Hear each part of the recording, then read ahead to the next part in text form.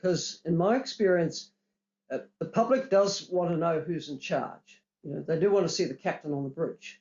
But on the other hand, they want the captain to listen as well and be in touch and be connected. So it's striking that kind of balance.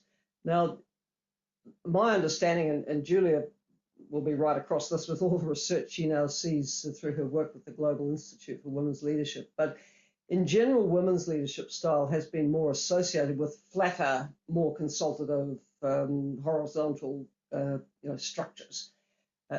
I do think that women's leadership styles, or those styles associated with women, have come into their own during the pandemic. It's been widely commented that most women leaders actually did rather well handling this most wicked of problems. Because they had empathy, because they listened, because they took advice and then acted on judgment. And I'll add another characteristic. You don't find too much narcissism in women leaders. They tend not to be populist. They tend to be more task focused and wanting to get on with it. And I think we saw some pretty stellar examples of women's leadership over the past couple of years.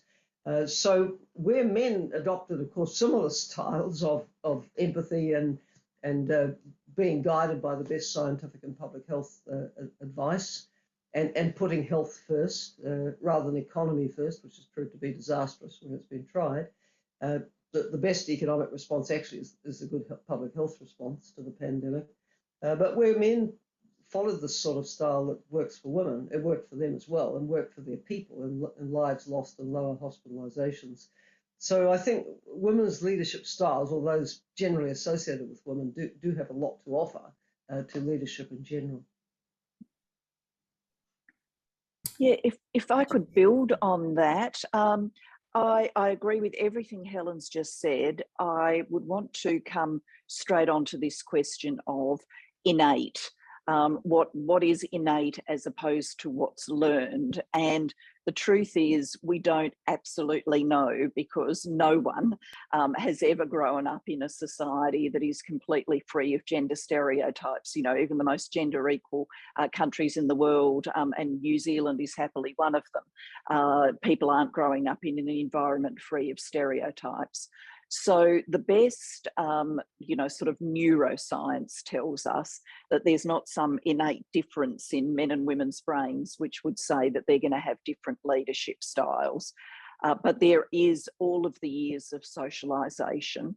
And then there's all of the stereotyping that I went to before, how we see leaders. And, if we were going to snapshot that, and of course, when you snapshot it, you're always putting it in pretty stark terms, and it's not as simple as this, but I think these snapshots help us think it through.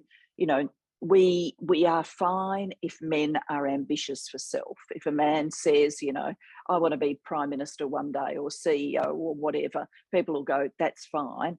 We expect women to be ambitious for others, which is why you don't hear women in politics say, I got into politics because I want to be Prime Minister. They don't say that. What they say is that they were motivated around an issue, motivated around their concerns for others, and that's what got them into politics.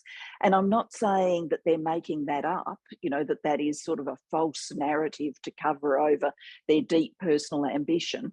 But we're all shaped by the environment we live and work in. And I think intuitively, women come to know that it's that kind of answer that people want to hear. And then I think intuitively, and this was borne out in the book when we interviewed women know that they're on this kind of tightrope between strength and empathy, that a man who is a strong go-getter might still get consent to be a political leader. People might vote for him. But a woman, to get approval, has to come across as strong, but also empathetic. And if she falls one side of the line and she's too tough, people will go, oh, she seems pretty unlikable. If she falls the other side of the line and she's too kind, people will say, oh, she's absolutely lovely, but she doesn't have what it takes to be a leader. And these stereotypes get used. There's a reason why the first criticism that President Trump uttered of Kamala Harris when she'd been selected to be the vice presidential candidate was, "She's nasty. No one likes her." You know, that was him intuitively, I think. I don't think he's a big reader of gender research, but him intuitively channeling a stereotype that he thought people would respond to, that she's an ambitious woman, she's a nasty woman, she cares about herself, she doesn't care about others. So I think all of that is swirling around the question you've asked us. You know, in terms of what is the best leadership style, my answer to that is it depends. You know, there is still a role for command and control leadership. If you are in an absolute emergency, you know, fighting a raging bushfire in Australia during our summer season, there's a reason why there is strong command and control from the incident commander through to the front lines who are fighting that fire. That's an appropriate model of leadership for that situation. Happily, most of us don't have to deal with that kind of urgent situation all day, every day. And so a better style of leadership generally is one that values the team, that brings people together, that is consultative, that gets the best out of people. And I think most women leaders do want to lead like that. But democracies do, at the end of the day, create Judgment Day. And Judgment Day is an adversarial moment where it's, you know, her or it's him, or in the rare situation, and Helen was in one of these where it's two women against each other, it's her or it's her. It can't be both of them. Even if they really liked and respected each other, there's no room for them to form a collective prime ministership. That's not how the system works. You pick one or you pick the other.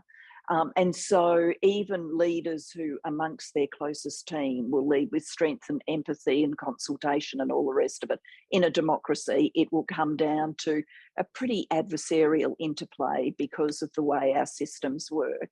Now, that throws up a whole lot of questions about, could our systems work differently? Are there other ways of structuring democracies? Could we restructure parliaments to put more of an emphasis on collaboration rather than question times and competition? And there's a whole deep set of questions there to work through. And I think in this age where we need to do so much democratic renewal because people have lost faith in democracies, those big questions we should be working through, not just because they matter from a gender perspective, but because they matter for the future of democracies.